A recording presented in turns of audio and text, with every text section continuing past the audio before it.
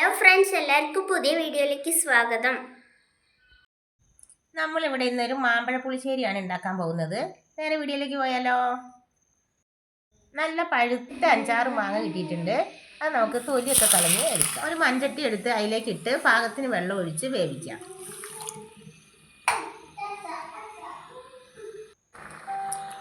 മാങ്ങയൊക്കെ നന്നായി തിളച്ച് വന്നു. ഇനി നമുക്ക് അതിനകത്തേക്ക് 2-3 പച്ചമുളക് കീറിയത് ഇട്ട് കൊടുക്കാം.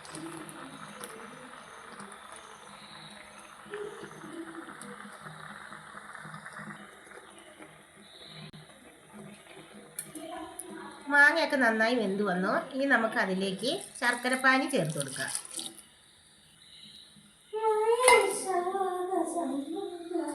ശർക്കരപ്പാനി കിടന്ന് മാങ്ങയൊക്കെ നന്നായി തിളച്ച് വന്നിട്ടുണ്ട്. ഇതിലേക്ക് നമുക്ക് ഒരു നുള്ളു ഉപ്പിട്ട് കൊടുക്കാം.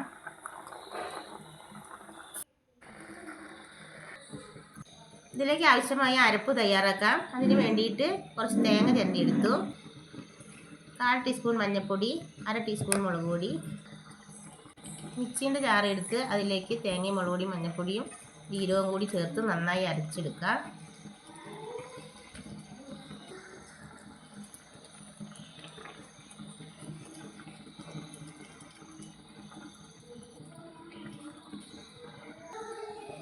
തേങ്ങയൊക്കെ നന്നായി അരച്ചെടുത്തിട്ടുണ്ട്.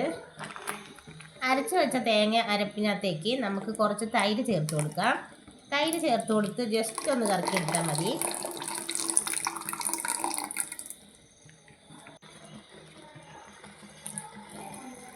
ശർക്കരപ്പാനിയിൽ കിടന്ന് വെന്ത മാങ്ങയ്ക്കകത്തേക്ക് നമ്മൾ അരച്ച് വെച്ച തേങ്ങ അരപ്പ് ഒഴിച്ചു കൊടുക്കാം. തേങ്ങയും തൈരും എല്ലാം കൂടി ചേർത്ത് നമ്മൾ അരച്ച് വെച്ചാണ്. നന്നായി ഇളക്കി യോജിപ്പിച്ച് അങ്ങനെ പാനിയും തേങ്ങാരപ്പും എല്ലാം കൂടി യോജിച്ച് വന്ന് ഒരു തിളയൊക്കെ വരുമ്പോൾ നമുക്ക് സ്റ്റൗ ഓഫ് ചെയ്യാം.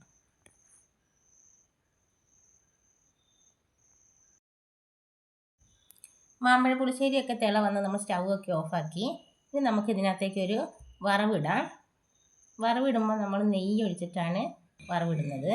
ലില്ലീസിൻ്റെ നെയ്യാണ് ഞാനിവിടെ ഉപയോഗിക്കുന്നത്.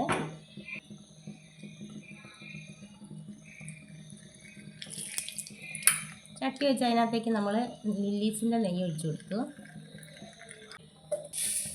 കുറച്ച് കടുക് ഇട്ട് കൊടുക്കാം. കുറച്ച് ഉലുവയും കൂടി ഇട്ട് കൊടുത്തു.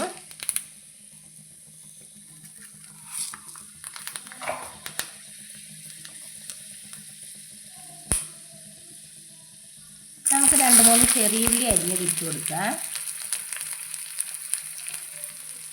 കുറച്ച് പച്ചമുളക് ഇട്ട് കൊടുക്കാം. കറിവേപ്പില ഇട്ട് കൊടുക്കാം.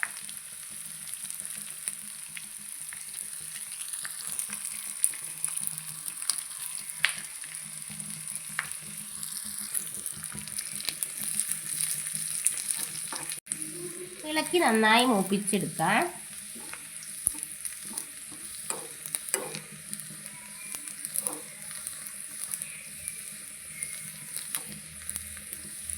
ഇങ്ങനെ നെയ്യൊഴിച്ച് ഉള്ളിയും മുളകും എല്ലാം മൂപ്പിച്ച് അതിലേക്ക് ഒഴിക്കുമ്പോഴാണ് നമ്മുടെ മാമ്പഴ പുളിശ്ശേരിക്ക് അതിൻ്റെ സ്വാദ് വരുന്നത്.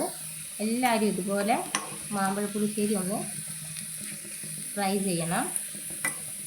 അടിപൊളി ടേസ്റ്റാണ്, കിഡ് ആണ്. നമുക്ക് ഈ മൂപ്പിച്ചത് മാമ്പഴ പുളിശ്ശേരിയിലേക്ക് ഒഴിക്കും. അങ്ങനെ നമ്മുടെ സ്വാദിഷ്ടമായ മാമ്പഴ പുളിശ്ശേരി റെഡി ആയിട്ടുണ്ട്. ഈ ഒറ്റ കറി മതി നമുക്ക് വയറ് നിറച്ച് ചോറിനാൻ വേണ്ടിയിട്ട്. അത്രയ്ക്കും സ്വാദിഷ്ടമായ ഒരു കറിയാണ്. ലൈക്ക് ചെയ്യണം, ഷെയർ ചെയ്യണം, സബ്സ്ക്രൈബ് ചെയ്യണം. പുതിയ വീഡിയോ ആയിട്ട് വീണ്ടും വരുന്നതായിരിക്കും. Bye bye.